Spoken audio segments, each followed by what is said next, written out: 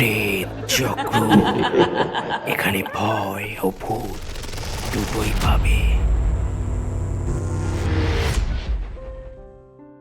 নমস্কার, তোমরা যে যেখান থেকে আমাদের এই এপিসোডটা শুনছো তাদের সকলকে একসাথে স্বাগত জানাচ্ছি। হতে পারে আমাদের কলকাতা থেকে কিংবা আসানসোল, দুর্গাপুর, মেদিনীপুর থেকে, সকলকেই একসাথে স্বাগত জানাচ্ছি। আর দেশের বাইরে থেকে যারা শুনছো তাদেরকেও স্বাগত জানাচ্ছি, কারণ দিন শেষে আমরা সবাই বাঙালি। আমরা বাংলা ভাষায় কথা বলতে ভালোবাসি, আমরা বাংলা ভাষাকে ভালোবাসি। আজ প্রেতচক্রের 119 নম্বর এপিসোডে তোমাদের জন্য দুটি ঘটনা রেখেছি। প্রথম ঘটনাটা একজন রাতে মাছ নিয়ে ফেরার পথে তার সাথে ঘটে একটা ভয়ঙ্কর ঘটনা। আর দ্বিতীয় ঘটনা সম্পর্কে আজও কিছু বলবো না, পুরো ঘটনাটা শুনে দেখো, আশা করছি তোমাদের ভালো লাগবে। আর যদি ঘটনাগুলো তোমাদের ভালো লাগে তাহলে লাইক, কমেন্ট, শেয়ার করে দিও, কারণ শেয়ার করলে আরো নতুন নতুন মানুষ আমাদের সাথে যুক্ত হবে, আরো নতুন নতুন ঘটনা আমরা শুনতে পাবো। আর অবশ্যই যারা নতুন আছো তারা চ্যানেলটা সাবস্ক্রাইব করে নিও। স্টোরি সিলেকশনে পূজা, সাউন্ড গ্রাফিক্স এবং ঘটনা পাঠে আমি শুভ। চলো আজকের প্রথম ঘটনাটা শুনে নেওয়া যাক।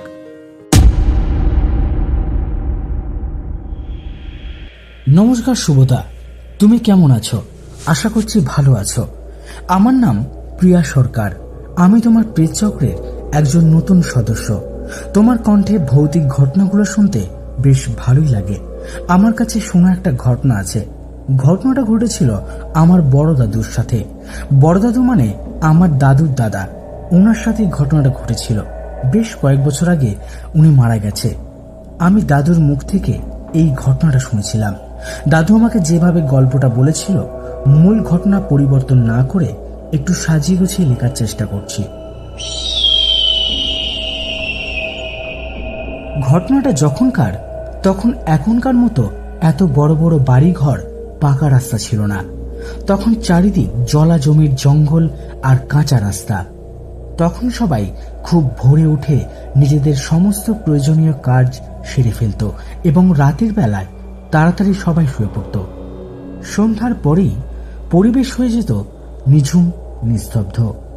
খুব প্রয়োজন না হলে হয়তো কেউ ঘর থেকে বাইরেই বের হতো না। আজকের ঘটনাটা এই রকমই একটা সময়ের। বড় দাদু তখন সবেমাত্র নতুন নতুন বিয়ে করেছে। আগেকার দিনে ছেলে মেয়েদের খুব তাড়াতাড়ি বিয়ে হয়ে যেত। তো বিয়ের পর প্রথমবার বড় দাদু তার শ্বশুর বাড়ি যায়। ঘটনাটা ঘটে শ্বশুর বাড়ি থেকে নিজের বাড়ি ফেরার পথে। যেদিন বড় দাদু বাড়ি ফিরবে, কথা ছিল দুপুরবেলা তাড়াতাড়ি খাওয়া দাওয়া সেরেই বাড়ি ফেরার জন্য রওনা দেবে। কিন্তু খাওয়া দাওয়াটা একটু বেশি হওয়ার কারণে দাদু মনে মনে ভাবে একটু বিশ্রাম নিয়ে তারপর রওনা দেবে। খাওয়া দাওয়ার পর বিশ্রাম নেওয়ার কারণে রওনা দিতে কিছুটা দেরি হয়ে যায়। তখন এখনকার মতো যাতায়াত ব্যবস্থা এতটা উন্নত ছিল না। দাদুর শ্বশুর বাড়ির থেকে বাড়ি ফিরতে বেশ অনেকটাই সময় লাগতো। কিছুটা পথ পায়ে হেঁটে, কিছুটা ভ্যানে চড়ে, তারপর শেষে নদী পার হয়ে আরো কিছুটা হাঁটার পর তার নিজের বাড়ি। এখানে সব থেকে বড় চিন্তার ব্যাপার হলো নৌকা চলাচল সন্ধ্যার পরেই বন্ধ হয়ে যেত। তখন ভরসা একমাত্র জেলেদের নৌকা।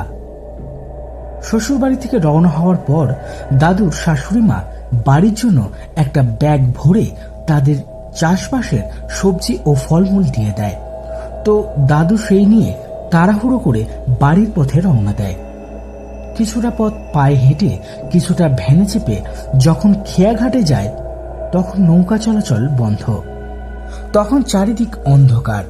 অগত্যা দাদু ওইখানেই বসে থাকলো জেলেদের নৌকার জন্য। অনেকক্ষণ বসে থাকার পর কিছুটা দূরে একটা জেলে নৌকাকে দেখতে পেল। তখন ওই নৌকার জেলে জল থেকে জাল টেনে তুলতে ব্যস্ত। দাদু সেই দেখে খুব জোরে জোরে ওই জেলেকে ডাকতে থাকে।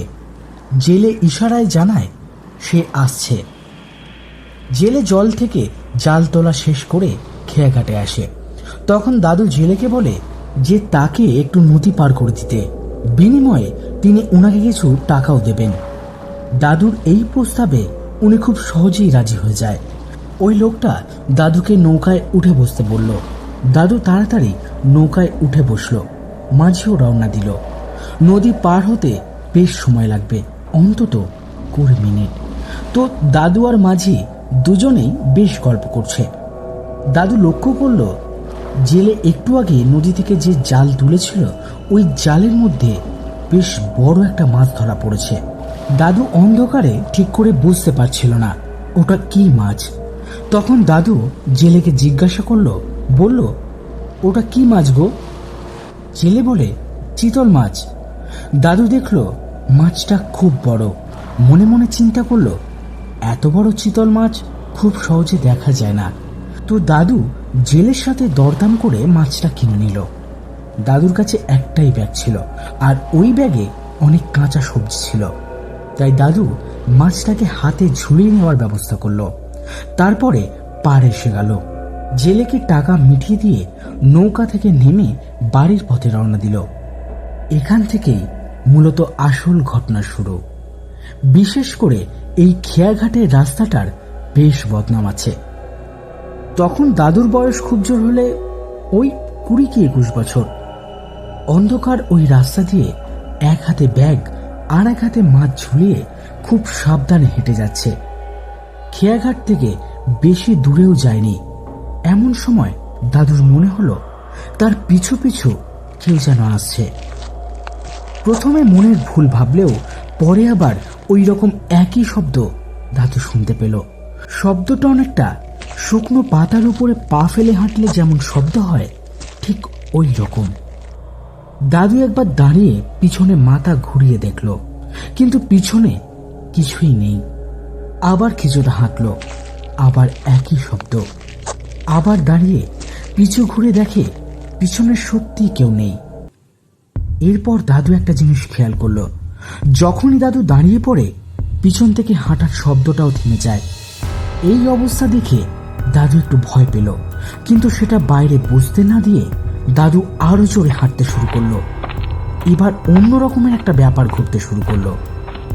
দাদু যখনই জোরে জোরে রাস্তা দিয়ে হেঁটে যাচ্ছে, এরপর রাস্তার দুধার থেকে যেন কারোর গোঙানির শব্দ ভেসে আসতে লাগলো। দাদুর মনে হলো এবার হয়তো রাস্তার দু সাইড দিয়ে তার উপরে কেউ ঝাঁপিয়ে পড়বে। এবার রাস্তার দু সাইড দিয়ে যে গোঙানির আওয়াজটা এতক্ষণ দাদু শুনতে পাচ্ছিল, সেই আওয়াজটা তার পেছন দিক থেকে একদম কানের কাছে শুনতে পেল। দাদু পেছনে ঘুরে দেখলো কেউ নেই। যখনই পেছন থেকে ঘাড় ঘুরিয়ে সামনের দিকে তাকালো, দেখলো সামনে কিছুটা দূরে একটা বিশাল প্রায় 7-8 ফুট লম্বা একটা ছায়ামূর্তি দাঁড়িয়ে আছে। মনে হচ্ছে একটা কালো অন্ধকার একটা জায়গায় জমাট বেঁধে আছে। দাদু এটা দেখে এতটাই ভয় পেয়ে যায় যে তার মুখ থেকে কোনো আওয়াজই বের হয় না। দাদু ভয়ে ভয়ে ওই মূর্তির দিকে তাকিয়ে আছে। এইভাবে কতক্ষণ দাদু তাকিয়েছিল জানে না। কিছুক্ষণ পরে দাদুর উল্টো দিক থেকে একটা লোক আসে, কিন্তু দাদুর ওই দিকে কোনো খেয়ালই ছিল না। ওই লোকটা এসে দাদুর গায়ে হাত দিয়ে ডাকতেই দাদুর হুঁশ ফিরে আসে। তখন দাদু ওই লোকটাকে জানায় যে দাদুর সামনে একটা বিশাল ছায়ামূর্তি দাঁড়িয়েছিল। এটা দেখে দাদু খুব ভয় পেয়ে গিয়েছিল। তখন ওই অচেনা ব্যক্তি দাদুর ঠিকানা জানতে চায়। দাদু ঠিকানা বলে। ওই ব্যক্তি বলে, ঠিক আছে, আমি তোমায় কিছুটা এগিয়ে দিয়ে আসবো। দাদু এমনিতেই খুব ভয় পেয়েছিল, তাই খুব সহজেই রাজি হয়ে যায়। এরপর দাদু ওই ব্যক্তির সাথে হাঁটতে থাকে। যখন দাদু তার বাড়ির কিছুটা কাছাকাছি চলে আসে, একটা গলি পার হলেই তার বাড়ির সামনেই। এমন সময় দাদুকে ওই লোকটা বলল, এবার একা একা যেতে পারবে? তখন দাদু বলে, হ্যাঁ পারবো। তখন ওই লোকটা বলে, ঠিক আছে, তুমি যাও, আমি তাহলে আসি। বলে লোকটা পিছু ফিরে হাঁটতে থাকলো। এমন সময় দাদুর কি মনে হতে দাদু পিছন ফিরে তাকালো, আর অবাক হয়ে দেখলো তার পিছনে কেউ নেই। এতক্ষণ যে ভয়টা দাদুর মন থেকে চলে গিয়েছে, সেই ভয়টা যেন আবার ফিরে আসলো। দাদু খুব ভয়ে এবার এক দৌড়ে বাড়ি গিয়ে তার মাকে ডাকতে থাকে। দাদুর ওই হাঁক ডাক শুনে দাদুর মা তড়িঘড়ি করে বাইরে বেরিয়ে আসে। দেখে দাদু উঠানে বসে আছে, তার চোখ মুখগুলো পুরো ফ্যাকাশে। দাদুর মুখ থেকে তার মা পুরো ঘটনাটা শুনে। তারপর দাদুর মা একটা জায়গায় কিছুটা আগুন জ্বালায়। তারপর দাদুর গায়ে আগুনের তাপ দেয়, আর যে মাছটা ছিল ওটাকেও আগুনে সেঁকে নেয়। এরপরে দাদুকে স্নান করিয়ে জামা কাপড় পাল্টিয়ে তারপর ঘরে ঢোকায়।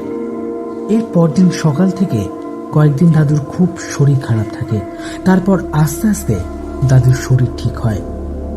দাদুর কথা অনুযায়ী ঘটনাটা এরকম। প্রথমে ওই মাছের লোভে একটা খারাপ ভূত তাকে ভয় দেখায়, তারপর একটা ভালো ভূত তাকে সাহায্য করে। শুভদা, এটাই ছিল আমার শোনা একটা ঘটনা। আশা করছি তুমি সিলেক্ট করবে, পড়ে শোনাবে। কেমন লাগলো আজকের প্রথম ঘটনাটা? বলেছিলাম না একটা বেশ ভয়ঙ্কর অভিজ্ঞতা তোমাদের সঙ্গে শেয়ার করব। এইরকমই মাছ নিয়ে রাতের বেলা রাস্তা দিয়ে যাওয়ার সময় এরকম অনেক ঘটনাই ঘটে, কিন্তু আজকের গল্পে একটা ভালো একটা খারাপ এন্টিটি ছিল। এই ব্যাপারটাই আজকের ঘটনাটাকে একটু স্পেশাল করে তোলে। যাই হোক, যদি ঘটনাটা তোমাদের ভালো লেগে থাকে তাহলে অবশ্যই লাইক কমেন্ট শেয়ার করে দেবে। আর তোমরা যারা নতুন আমাদের চ্যানেলটা ভিজিট করছো তারা আমাদের চ্যানেলটা সাবস্ক্রাইব করে নোটিফিকেশন বেলটা অন করে আমাদের সঙ্গে থাকবে। আর তোমাদের কাছেও যদি এইরকম কোনো সত্যি ভৌতিক ঘটনা থাকে তাহলে দেরি না করে চটপট আমাদের লিখে পাঠিয়ে দিতে পারো kritchakro23@gmail.com অথবা হোয়াটসঅ্যাপ করতে পারো আমাদেরকে। হোয়াটসঅ্যাপ নাম্বার ডেসক্রিপশনে দেওয়া আছে, সেখানে গেলে সমস্ত লিঙ্ক পেয়ে যাবে। আর তোমরা চাইলেও ভয়েস রেকর্ড করেও ঘটনাগুলো আমাদের কাছে পাঠাতে পারো খুব সহজেই। চলো, আরো একটা ঘটনা আছে, এবার সেটা শুনে নেওয়া যাক।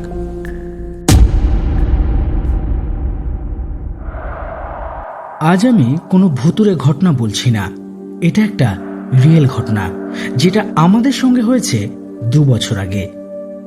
আমি আমার ঠাকুমাকে হারিয়েছি। উনি আমাদের ছেড়ে চলে গেছেন না ফেরার দেশে। উনি যেখানেই আছে যেন ভালো থাকে, খুশি থাকে। এবার আসি মূল ঘটনায়। আমার ঠাকুমার বয়স হয়েছিল 78 বছর। তেমন কোনো রোগ হয়নি। পড়ে গিয়ে পা ভেঙে গিয়েছিল। 1 বছর পর্যন্ত ডাক্তারের ট্রিটমেন্ট চলছিল, ভালোই ছিল, কিন্তু হাঁটা চলা করতে পারছিলেন না। সবটাই আমার মা করাতেন, মানে স্নান করানো, ওনাকে খাওয়ানো দাওয়ানো, টয়লেটে যাওয়া, সমস্ত কিছুই। মাঝে মাঝে আমিও সাহায্য করতাম, চুল বেঁধে দেওয়া, হাত পা টিপে দেওয়া, তেল মাখিয়ে দেওয়া, এইসব। 4 সেপ্টেম্বর হঠাৎই খাওয়া দাওয়া ছেড়ে দেয় আর 14 সেপ্টেম্বর চলে যায়। যারা কখনো উড়িষ্যায় শ্মশানে গিয়েছ তারা জানো হয়তো ওখানে একটা স্বর্গদ্বার বলে জায়গা আছে। ওখানে নাকি অন্তিম সংস্কার করলে আত্মা তাড়াতাড়ি শান্তি পায়। অনেকেই বিশ্বাস করে এটা নাকি ভাগ্যে থাকলে প্রভু জগন্নাথ চাইলেই সেটা হয়। আমরা পুরো ফ্যামিলি নিয়ে গিয়েছিলাম ওখানে। ওখানের কাজ শেষ করে আসলাম। এখন বলে রাখি, আমার ঠাকুমা একজন খুব রাগী প্রকৃতির মানুষ ছিলেন এবং খুব অহংকারী মানুষ ছিলেন।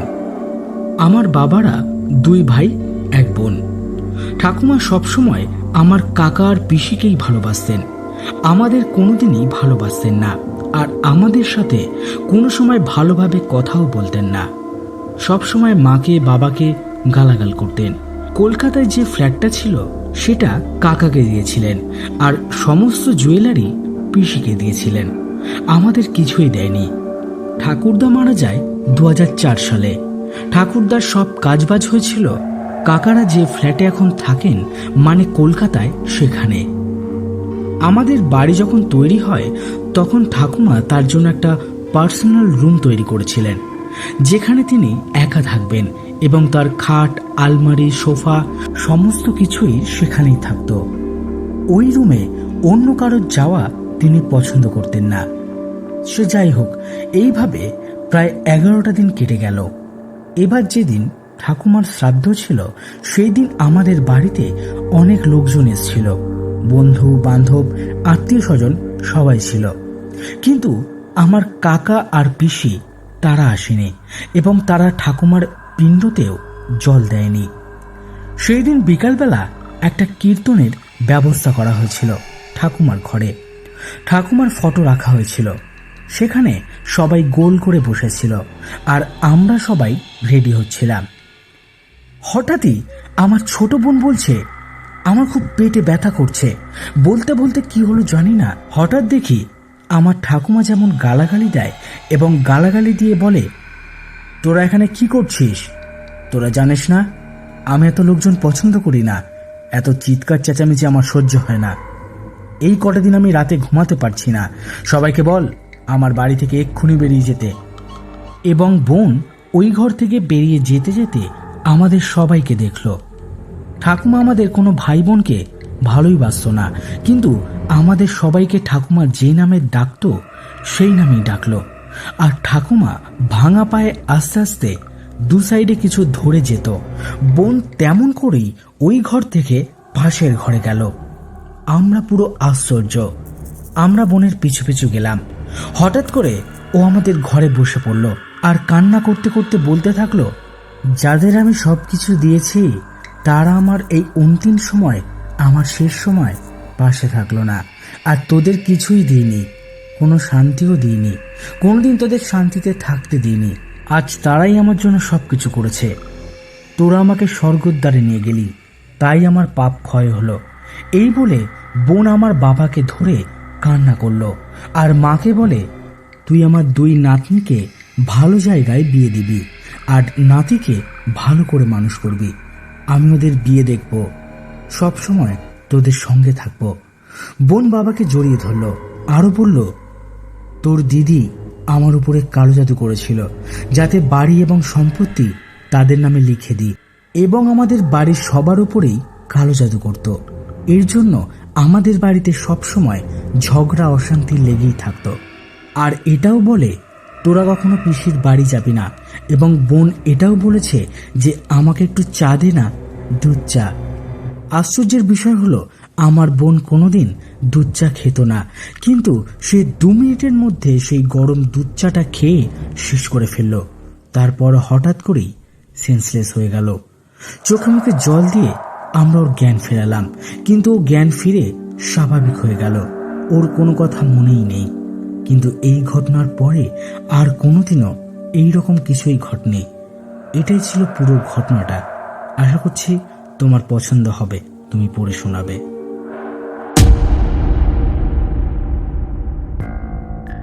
তাহলে কেমন লাগলো আজকে আমাদের শেষের ঘটনাটা? আজকে 2টি ঘটনা কিন্তু বেশ ভয়ের ছিল। কোন ঘটনাটা তোমাদের বেশি ভালো লাগলো সেটা তোমরা আমাদেরকে কমেন্ট করে জানিয়ে ফেলো। আশা করছি তোমাদের আজকে 2টি ঘটনাই বেশ ভালো লেগেছে, ভয় লেগেছে। তাই তোমাদের কাছে একটাই অনুরোধ, আমাদের এই ঘটনাগুলোকে আরো বেশি বেশি করে শেয়ার করতে হবে বন্ধু বান্ধব আত্মীয় স্বজন সবার কাছে, যাতে তারাও আমাদের পরিবারের সদস্য হয়ে যায়। আর মনে রাখতে হবে, প্রেতচক্র কোনো কাল্পনিক ঘটনাকে সমর্থন করে না। প্রেতচক্রের কাজ শুধুমাত্রই তোমাদের এন্টারটেইন করা। তাই আশা করব তোমরা ঘটনাগুলোকে খোলা মনেই শুনবে। আর তোমাদের কাছে যদি এইরকম কোনো সত্যি ভৌতিক ঘটনা থাকে, সেটা হতে পারে নিজের সাথে ঘটে যাওয়া ঘটনা বা বন্ধু বান্ধব আত্মীয় স্বজনের মুখ থেকে শোনা ঘটনা, সেটাও তোমরা খুব সহজে লিখে আমাদের কাছে পাঠিয়ে দিতে পারো pretchakro23@gmail.com বা হোয়াটসঅ্যাপ করতে পারো আমাদেরকে। হোয়াটসঅ্যাপ নাম্বার ডিসক্রিপশনে দেওয়া আছে, সেখানে গেলে সমস্ত লিঙ্ক পেয়ে যাবে। হতে পারে পরবর্তী এপিসোডে তোমার পাঠানো ঘটনায় শোনানো হবে আমাদের প্রেতচক্রের আসরে। আগের এপিসোডে যারা কমেন্ট করেছিলে তাদের নামগুলো আমি এই এপিসোডে নিচ্ছি না, চেষ্টা করব পরের এপিসোডে সবার নামগুলো একসাথে পড়ে শোনানোর। আজকের এপিসোড এইখানে শেষ করছি। দেখা হচ্ছে পরবর্তী একটি নতুন এপিসোডে বৃহস্পতিবার ঠিক বিকাল 6:30 নতুন নতুন কিছু ভয়ের ঘটনার সাথে। আর সবশেষে যে কথাটা বলি, সবাই ভালো থেকো, সুস্থ থেকো, আর প্রেতচক্রের ঘটনাগুলো শুনতে থেকো। নমস্কার।